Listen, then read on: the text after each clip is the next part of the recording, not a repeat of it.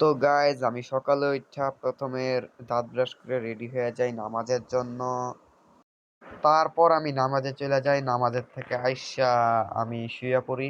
পর আমি ঘুমের থেকে উঠা ছাদে চলে গেলাম। তারপর আমি আস্তে আস্তে সিঁড়ি বেয়ে ছাদে উঠতে লাগলাম।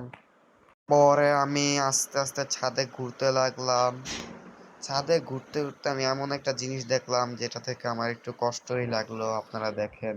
В камине в 6 утра фотография твоя горят воспоминания о тебе. তারপর আমি একটা মজো খেলাম, এভাবে আমার ঈদের দিন চলে গেল। আর আপনাদের সবাইকে ঈদ মুবারক। আর গাইস এই ভিডিওটাকে লাইক সাবস্ক্রাইব করে দিন। দেখা হবে পরের ভিডিওতে। আর পরের ভিডিও বানাবো আমরা ফ্রি ফায়ার নিয়ে। দেখা হবে পরের ভিডিওতে। বাই।